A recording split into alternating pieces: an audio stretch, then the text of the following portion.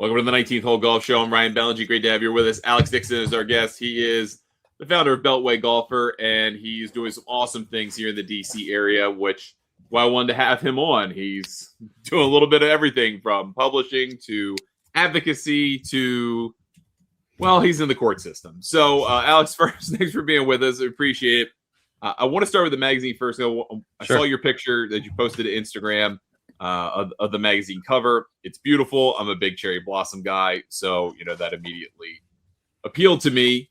Can you talk a little bit about the journey of getting Beltway Golfer, the magazine, to the printer and the excitement you have for it? Oh man, it's been a process. First of all, I appreciate it. I have zero experience publishing anything, let alone a magazine. So the process has been eye-opening. I've learned a lot of what not to do's and how to do things differently for the second issue. And especially as it pertains to timelines and all sorts of stuff. I mean, we've got an article in the first issue that is pertaining to, I think, what we're going to talk about later in this episode. And, the timing of getting this first issue off the ground it's been a struggle to not to have some of the pieces. There's really one in particular though that are going to be out of date by the time it comes out. So some of those issues you just kind of have to live with, but it's been a fun process. The idea behind the magazine is called Beltway Golfer. The idea is going to be a twice a year publication, kind of a spring, summer, and then a fall, winter issue. What we're doing is essentially 9 pieces in each issue. It's kind of a front 9, back 9 throughout the year. But it's all about DC golf. I grew up in this area, have been doing Beltway golf for a long time, whether it be podcasts, reviewing courses on social media, so on and so forth. But for the longest time in this region, there was a magazine that I'm going to get some of the dates wrong, but back in the 80s, 90s, early 2000s, it was called Washington Golf Monthly. And It was a print publication all about exactly what it was, golf in the mid-Atlantic, but centered around DC. Sometime in, again, I don't know what year, but I want to say like the early aughts, they tried to expand their region and they rebranded as Golf Styles magazine. And that I remember that. So it was this, I don't know the whole background story. Or I've probably been told, but I don't know off the top of my head. But so they got into kind of North Carolina, they got into Pennsylvania, they got into New Jersey, and that kept going for, I want to say like a decade. And then early COVID, or right around 2019, 2020 in there, they just kind of slowly stopped printing. And I think it was a great publication. That's some great writing in it. They didn't really adapt to the digital age so much, didn't have much of social media, didn't have much of a website. And I think that the publishers and the crew that were producing that magazine kind of aged out of it a little bit. And so there's been this kind of gap for the last, at least in this region, for the last handful of years. So this idea has been bouncing around my head for several years and was going to do it. And then I was like, I'm not, start, stop kind of thing. And finally said, what the heck, and put out a call to action last fall and got an awesome team. So we got a really good art director, this guy, Matt Lauman, who designs magazines for a living. I got a managing editor who's editing all the pieces, that's what he does for a living. I got a marketing guy. I got about 6 contributing writers, a few contributing photographers, and it's at the printer now. So really excited about it. That's awesome. When you were thinking of doing this, what was, other than Washington Golf, what was your inspiration? What were you looking for in terms of copy, in terms of photography? Were you trying to kind of emulate anything, or were you just kind of looking to do something that just came out of your brain? I'm not trying to emulate anything. I mean, I'd be lying if the publication Golfer's Journal over the course of the last decade in the golf space has kind of proven that if you make a magazine really premium and something that you want to hold on to and not just dump in the trash after you've read it a few pages on the toilet, then it can really succeed. We all know that legacy print media is not exactly on an up curve. But I think the idea of making it premium, something that people are excited about when it shows up in the mail and something that they hold on to, and doing it at a cost that doesn't feel like you're getting nickel and dimed, then our bet is that it can and will work. And so the idea is kind of emulate some pieces of that with Golfer's Journal, as far as, our print is going to be, it's a premium heavy stock, not quite as heavy as a Golfer's Journal, but in that direction. And then the other piece where I was really trying to figure out, okay, how can I make this something that you won't just dump in the recycling bin? And one of the concepts as far as the cover is, so you had mentioned the picture of the cherry blossoms that I posted of the first cover. What we're going to do is each cover is going to be done by a different artist, and it will be inspired by a photograph that's related to the content. So one of our photographers has this really cool picture of the 16th tee box during, I think it was, forget which qualifier it was, but it was at the East Potomac, the blue course at East Potomac. And the original photograph, they're not cherry blossoms. There's cherry blossoms all over the course. Whether or not there's any in that picture, I don't think there actually are. But it's a beautiful picture. And the Washington Monuments in the background, and there are cherry blossoms all over the East Potomac. And so there's an artist I've worked with for years who's done some designs. I'm just really familiar with him. He's not based in DC. He's based out of Florida. He runs a account called Slacker Tide. But I kind of wanted to start with him because of my familiarity. And I just sent him the photo and said, okay, take this photo, apply your own vision to it. And if my only request is you maybe spring it up a little bit. And that's how some of the cherry blossoms got in there. But he did a great job. And so the idea is each issue going forward, we're going to find a different artist to apply their own style to a photograph related to DC area golf. Yeah, I think that backlash is the wrong word I want to use here, but there's kind of a countercultural movement I feel like that's happening of people who want to consume stuff that isn't just like the Shein of content where you intend to wear it once or use it once, and you really don't care what happens to it. I mean, the short form content, AI slop, that kind of stuff that feels like, all right, I think I've seen enough of that. I want something I can sit down and care about and will remember or try to remember when I'm done with it. And I Totally. think that's probably where your print product can fit so beautifully. Oh yeah. I mean, I think we're all in the same boat. I mean, everyone I talk to inside golf, outside of golf, family, not family, friends, you name it, we're all battling some level of phone addiction. And there's just so much content on the phone that I do think there is a movement, whether or not it's going to be successful, because it's an uphill battle, to like kind of move your lives slightly back analog. Doing anything you can to try to get off the phone a little bit. And papers are, I talk a lot of the time about my own kid who's 10 years old. He's a big sports guy, loves sports, loves all sports.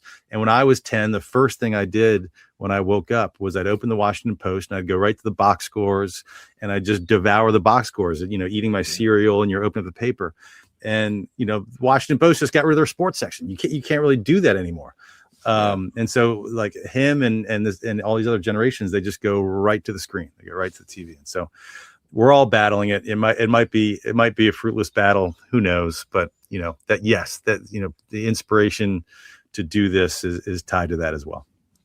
I do realize it's kind of strange for somebody who's probably chronically online as myself to be thinking about being a Luddite, but I do think about it. I do think of a sweet escape away from the digital life, and I find it kind of appealing. I think that, and maybe that's part of connected to my love of golf is it's real, it's in person, it's in nature, it's our manufactured version of nature, but it's in nature, and it's something that's totally outside of the realm of anything we're tethered to at our desks or in our hands or anything like that. I think that's the big passion about golf these days. It's an escape. Yeah, but there's also the phones and just the constant, the digital everything. I mean, just take the world of golf, for instance. There's so much great content out there in golf that you can find in a screen, whether it's phone, TV, or, whatever. But there's also this as someone who like struggles a bit with ADD myself, like there's this constant lore of other stuff on the phone that if I pick up my phone to make a tee time and all of a sudden 20 minutes have gone by and I watch some stupid video that I regret watching, and it's this constant battle that's, it's frustrating. And trying to anything that can kind of pull myself or others off the phone, I think is a good thing.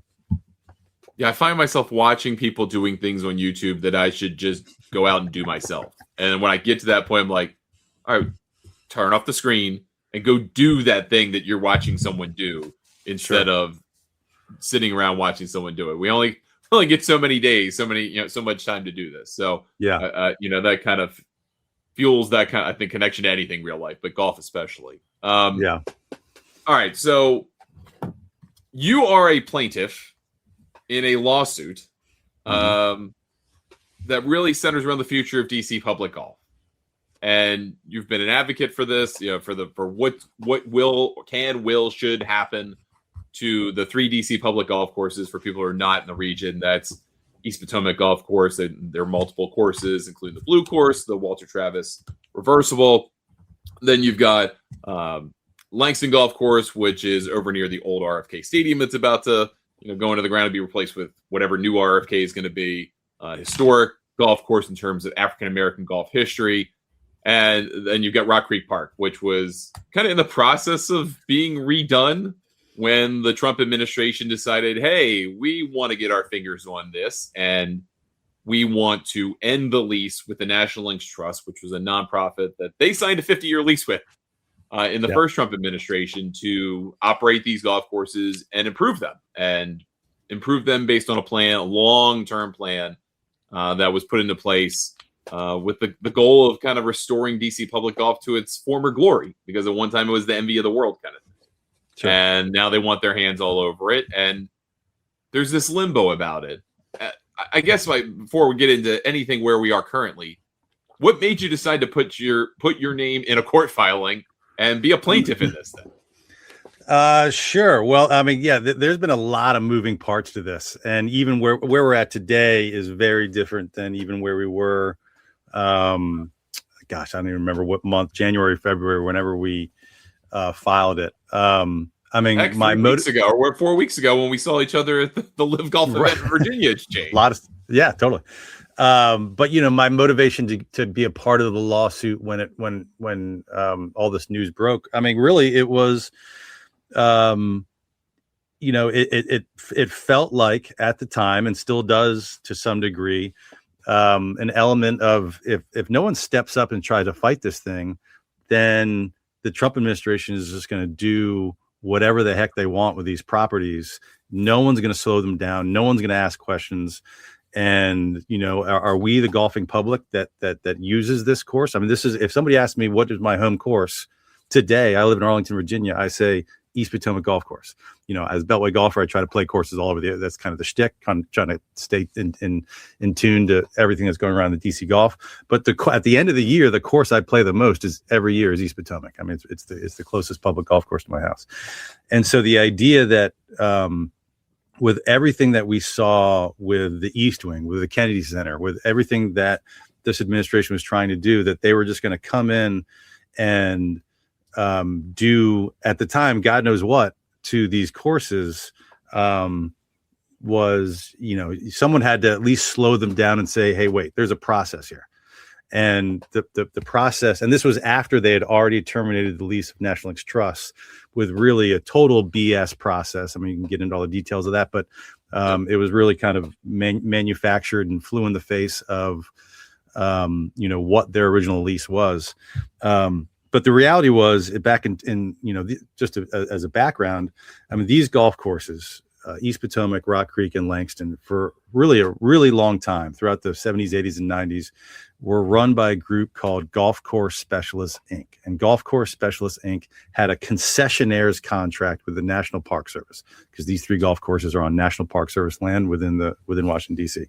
That concessionaire's contract was kind of really limiting for that group, Golf Course Specialists, in which they didn't have the leeway to invest in the property, to renovate, to do it was it's just a different type of contract rather than a full operating contract, where you're just essentially the one running the course. As it got into the 90s and early 2000s, that became even more limiting, as it was kind of a lame duck contract that would just renew 1 year at a time. And the result of that was the courses really suffered. So they were in bad shape for a long time. The National Park Service was smart enough to recognize that. And so in 2019, they put out a request for proposal for anybody to submit a plan to restore these 3 golf courses, make them better for the community while making them nicer and invest in them property, but also restore them to the, as you put it, their former glory. And different organizations all submitted their bids, and they were reviewed.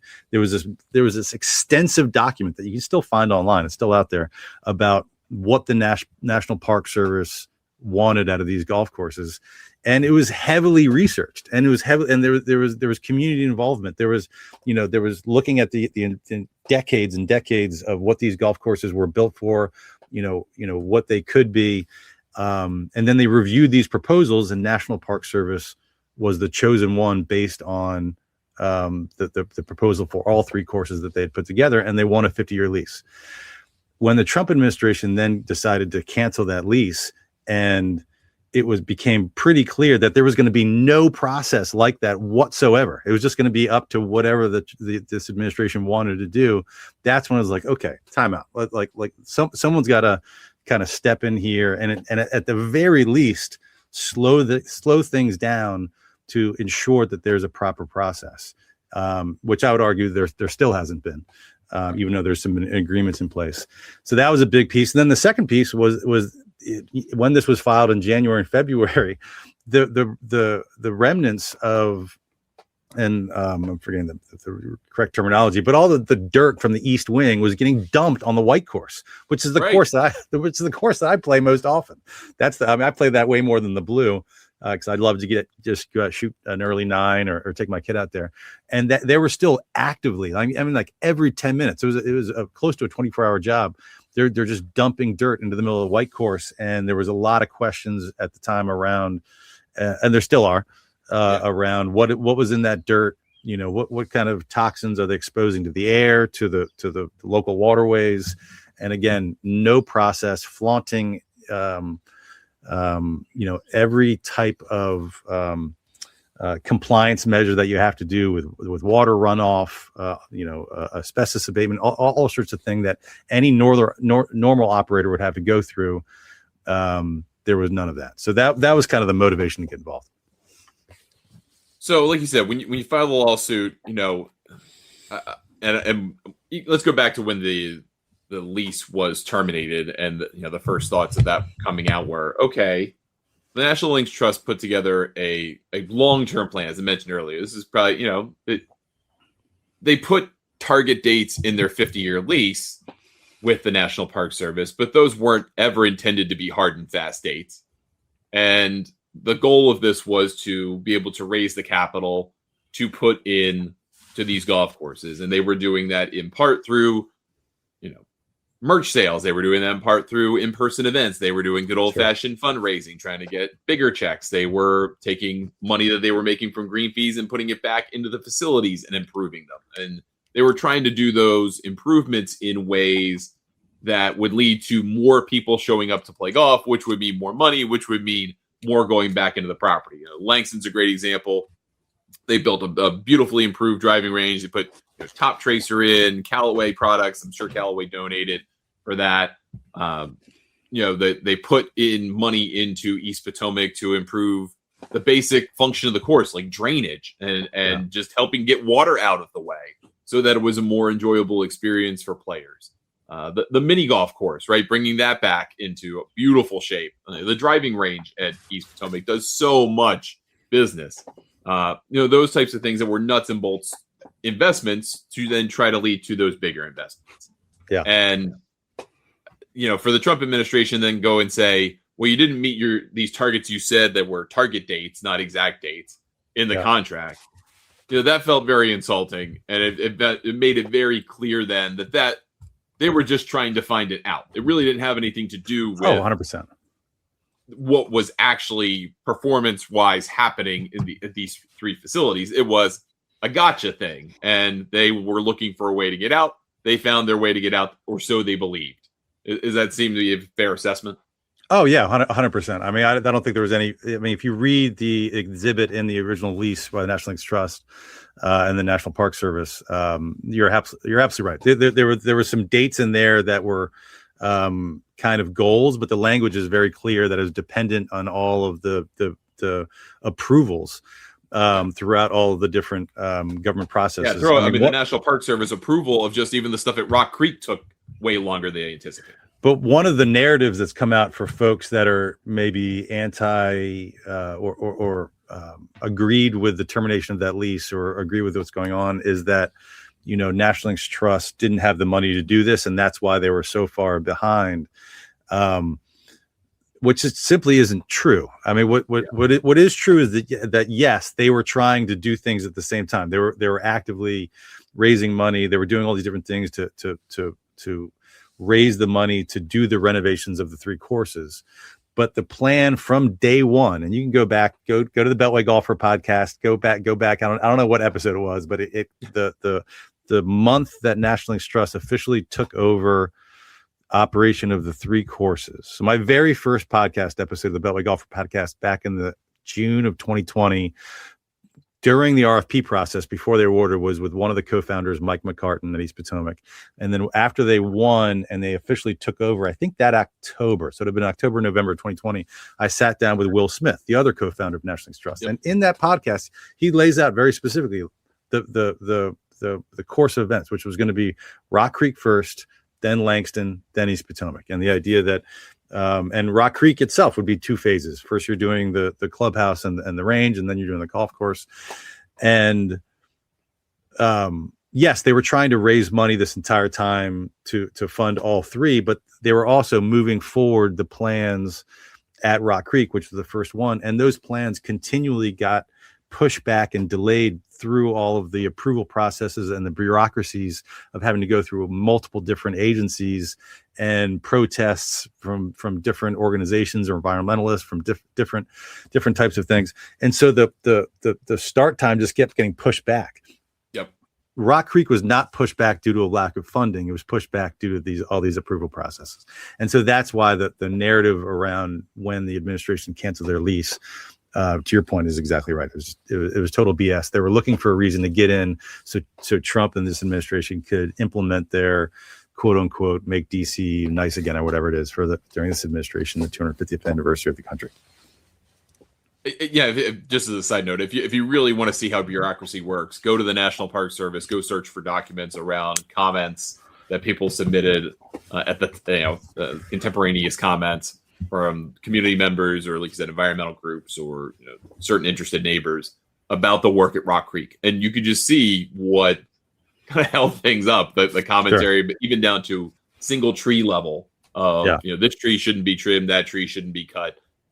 It's a lot. I mean, it was a lot to go through, and I can't imagine that Mike and Will anticipated getting down to that granular level when they got into this thing. Sure.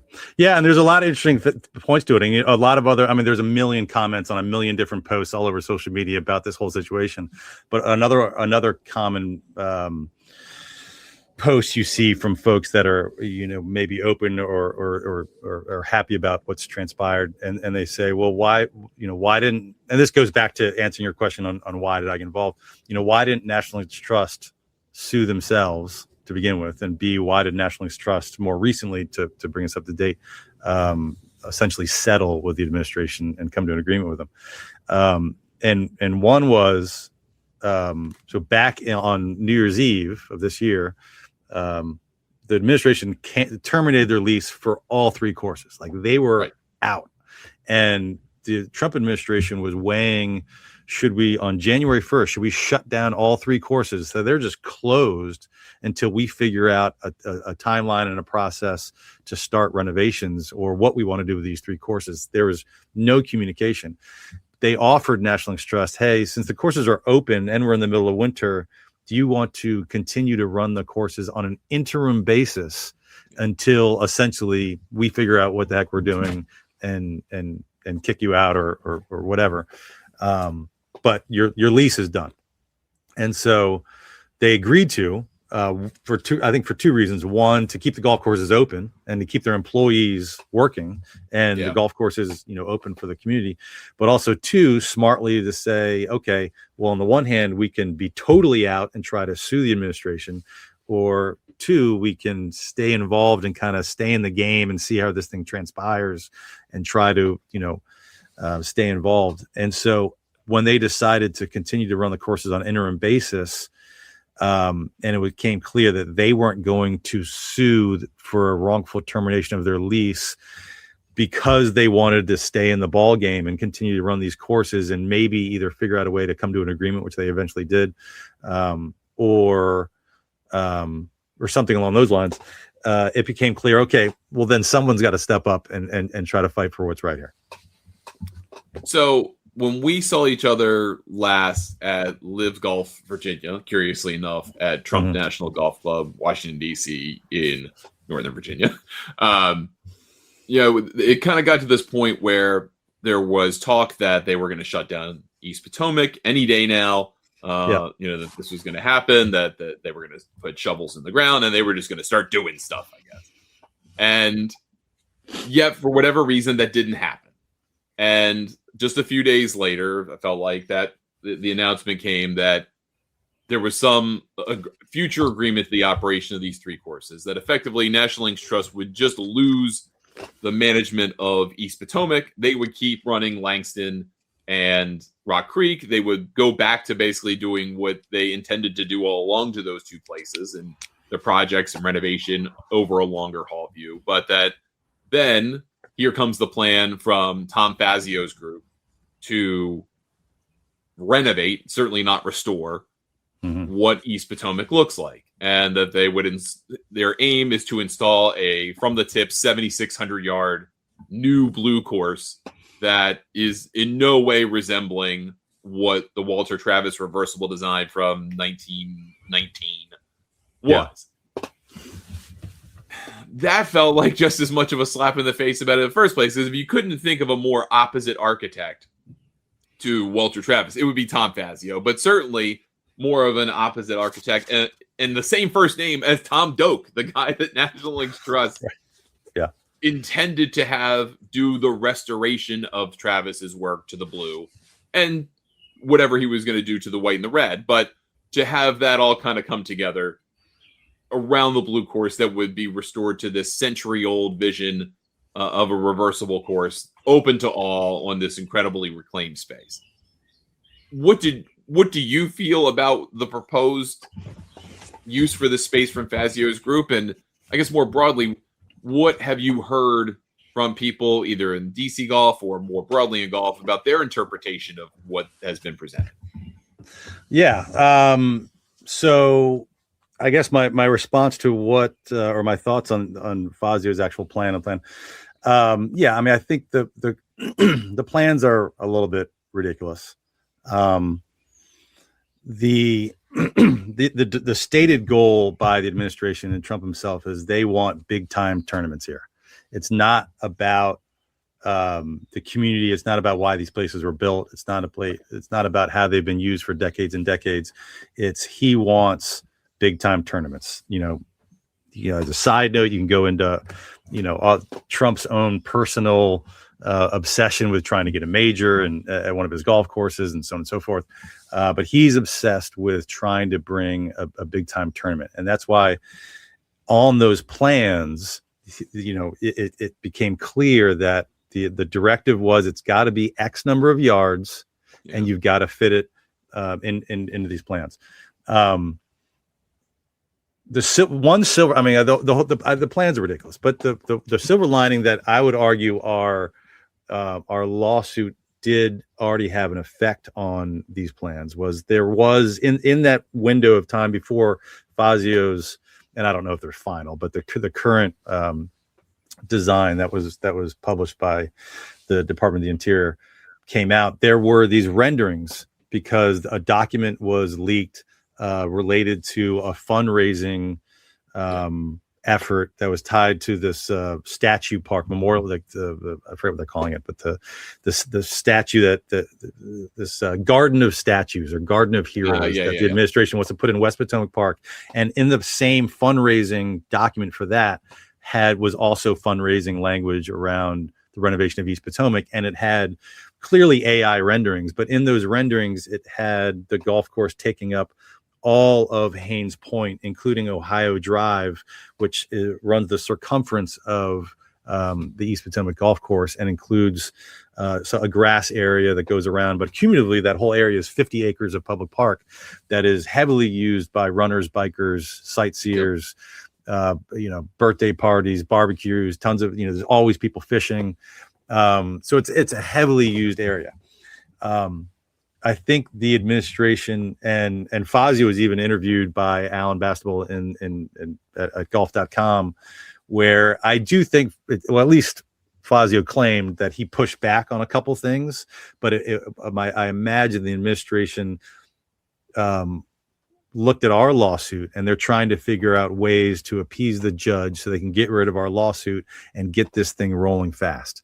At the end of the day, I don't think it is a stretch to imagine that their number one goal in this renovation is to have it done so that Donald Trump can take the ceremonial first tee while he is still in office. That is their goal. Anything beyond that, and it runs the risk of the next administration changing up the plans. And if they're not finished, they're saying, then, freezing the whole thing. And so I do think that our lawsuit maybe impacted several things. One, it impacted shutting down, going back to your earlier comment about it looked like it was about to get shut down. There was social media postings. I posted one about, the night before it was rumored to get shut down. And, the Trump was coming back from the PGA tournament at Doral, and his helicopters were doing loops around East Potomac Park. That day, our lawyers filed a temporary restraining order, and we had an emergency hearing with the judge. Yep.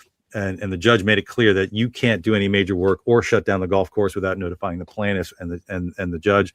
So, you could argue that already delayed things and tried to force a little bit of process.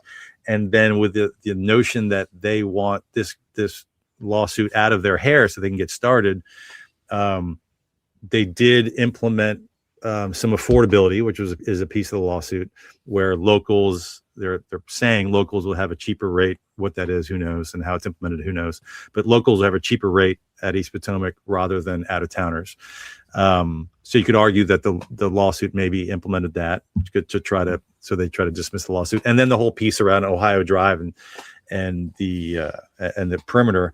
From my own personal conversations with folks they're even more heavily involved in this, it was clear that those AI renderings of taking up all of Ohio Drive were their plan. At least some members within the administration, that's what they wanted, so they would have enough acreage to implement a proper 7,400 yard golf course and try to attract tournaments. Now that it's back within the confines of the existing property, it's going to be a lot difficult. And if you zoom into the plan released by the DOI, Fazio's plans, 2/3 of the parking is gone. There's a couple tee boxes that look really smushed together. It's a layout that, it looks like it could be doable, but it looks really cramped. And to your point, it looks like it's just creating 7,400 yards for the sake of creating 7,400 yards when there's so many other issues related to bringing in a major tournament. That if you just kind of stuck with a more modest plan and something closer to what Walter Travis originally built, then you wouldn't bring all this into the fold. Yeah, I mean, we could spend 10 minutes on the insanity of the idea that a major golf tournament would come to East Potomac, and that's before you put a shovel in the ground because of the structural issues. It just would never happen. And by the way, right. Congressional probably wouldn't be too thrilled about that, since they're going to have the USO or the PGA Championship in 4 years, and they're going to have the Ryder Cup 7 years after that. So they probably don't want competition for what they're hosting with the PGA of America in the next decade. No, but you never know. I mean, the way this administration is operating, you could see before this administration, Trump gets involved, somehow makes a deal with the USGA and that, or the PGA. I guess the PGA of America owns the Ryder Cup, and somehow mandates that gets moved. That's a long shot. I mean, I don't think that's going to happen, but you don't know. You don't know what they're going to try with some of the stuff that's going on in this administration. All right. So what are the next steps in the lawsuit? And, is this something that can kind of just drag on for a while? Well, I mean, maybe that's kind of a way of how a lot of these court systems work. The administration filed a motion to dismiss the lawsuit just last Friday. Our lawyers countered that. There's still a lot of questions around the process and the dirt that was dumped, and whether or not the administration has been truthful with the judge in this case throughout this entire process. So regardless of the fact that there's a quote unquote deal that has been struck with National Links Trust is not involved in this lawsuit. This is myself, another golfer, and the DC Preservation League. And the judge has laid out very clearly the process that they need the Department of Interior to go through in this whole case. So, how long it gets dragged on remains to be seen. It depends on how truthful the administration is with the court. And, if I'm being totally honest, would I like to see it drag on? Yeah, I would. I mean, I'm still not satisfied with, what the renderings are, what their proposal are, what their proposal is. And more than anything, and this isn't necessarily clearly laid out in the lawsuit, but the idea that there has been no process on how this administration has gone through this. So right now there's no organization that is as an operator. The understanding is that the administration will likely create a new either nonprofit or for-profit organization. They'll create a new one, and then they'll sign their own lease at East Potomac. The head of that organization, if I'm a betting man, will probably have someone with the last name Trump, probably a family member, or at least somebody related to the Trump organization, I should say. Yeah.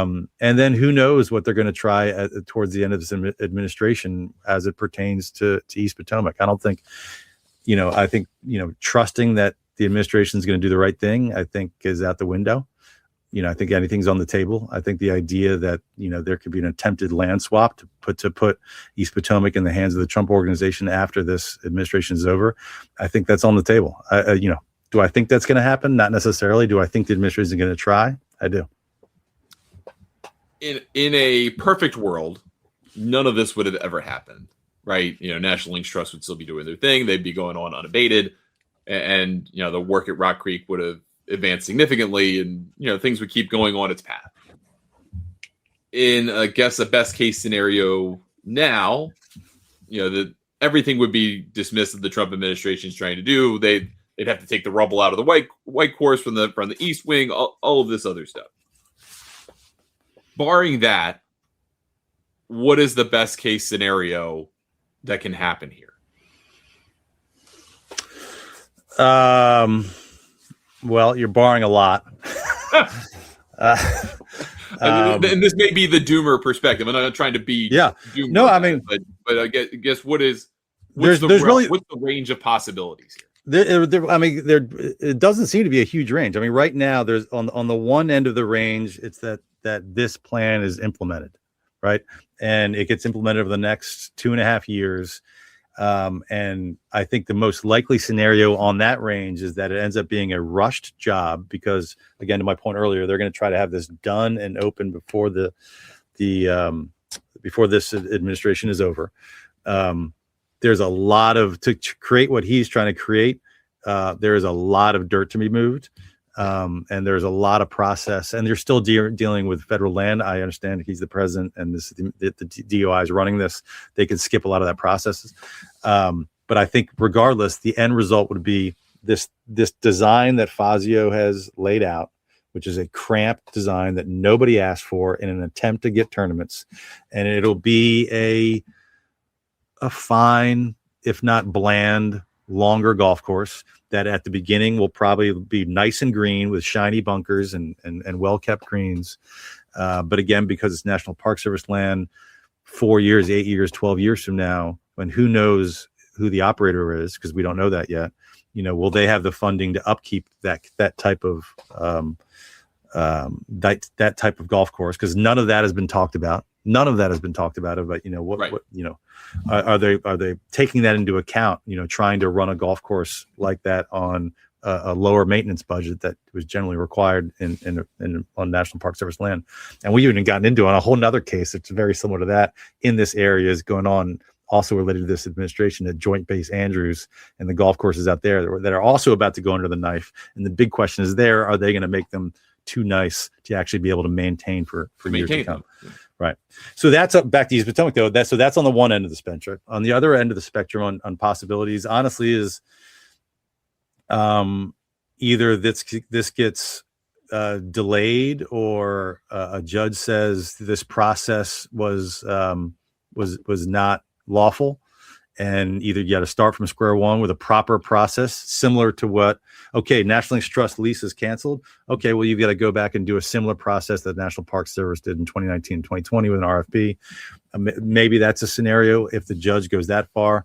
The third scenario is this thing that kind of gets delayed and gets bogged down with, quite frankly, a lot of the compliance processes that National Links Trust got bogged down with at Rock Creek. Maybe that happens here. And then at the end of this administration, it's a work in progress, and you're like, and who knows what's going to happen. But regardless, in that scenario, East Potomac will have been closed for 2 years at that point, and a place that was not suffering from tee times. It's been packed. This is not like a golf course that it's not empty. Hey, we got to renovate it because it's not getting enough tee times. Will have been closed for 2 years or whatever for renovations. So, I mean, the long answer is I have no, or I guess the short answer, I have no idea. But that seems to be the range. I guess what I would consider the worst case scenario, that the Fazio plan is implemented and it's, done before January 2029, before he leaves office for his second term. Is there a world where, especially given that there's private fundraising done for this, that the next administration, if a Democrat comes in, or maybe even a Republican comes in and just has similar visions, that they say, okay, all of this was done. I don't like it. Right. Rip it up and do the Walter Travis thing. We want the National Links Trust to do this. We had Doak here. Rip it up. And all of it turns out to be for naught. At the end, the expense goes to the public golfer who won't get to use this place for years. Well, that's the problem with the precedent that this administration is setting by what they're doing right now. And hopefully the judge sees that, is they are turning these properties into another piece of political football where what you just said could absolutely happen. But then guess what? 4 years later, if it's in a Republican administration again who likes Trump, it just goes like this forever. That was the whole point of why the National Park Service did a competitive bidding process for a 50-year lease, to avoid that. And this administration has brought that into the fold, which is the victim in all this is likely going to be the golf courses and the people that use them. Yeah, and I feel like the ultimate loser there is the DMV area public golfer, and to maybe a lesser extent because they don't use as much, but the American public golfer. This is our land. This is our space as American citizens, and it's in the near term. I mean, this is less of a concern, but in the near term, if this golf course is closed for 2 years, how do you bring it back? But also there's right now we're in this golf boom. Right before the golf boom came out or kind of started to launch during COVID, we lost so many public golf courses around here that it is really hard to get a tee time. It's really hard to get an affordable tee time. I just looked up, an hour ago, I was trying to find a tee time for this Friday. Okay, I'm a little behind the 8 ball. It's 3 days away. There's nothing available before 3 p.m. around here at a public golf course, really. And so taking away one that does as many tee times as East Potomac does and just takes all of that, all those golfers and tries to spread them out, it just becomes harder and harder for the local golfer to find a place to play. Well, Alex, I really appreciate you coming on and talking about this with us. I realize this is probably the second inning of a very long baseball game here, and hopefully one that prevails for this side of the cause and for the public golfer in the DC area. Congratulations on the magazine. I think that's awesome. Can you tell people where they can go get it, how they can get themselves a copy? Yeah, absolutely. Go to beltwaygolfer.com/magazine, but just go to beltwaygolfer.com and there's a big link right there to click on it. Follow. My main social is Instagram. Just find Beltway Golfer. But back to the original point, we were talking about the magazine. As we were putting together the magazine, at first we didn't have a piece about this golf course, the DC golf situation. And as we were getting closer and closer to finishing the rest of the articles, I said, this feels like for the first issue, we really got to address the elephant in the room, which is the situation. And so we found a writer who did a great job doing it. And he was trying, he did a really well-written piece about kind of the future scenarios. But to my point at the beginning, every time a new update came out and we were getting closer and closer to print, I would call him up and hey, do you want to add an addendum? Anything you want to change? And we were doing that. And then at some point, it was just you know what, this is probably going to be out of date. We're going to have to live with it. So anyone that does buy the magazine, I'm sure you'll enjoy the piece. There's probably going to be a couple pieces that they're a little behind the eight ball. But well, still excited at a minimum, even though it may be out of date the second someone opens it, it'll be a piece of DC golf history that's right.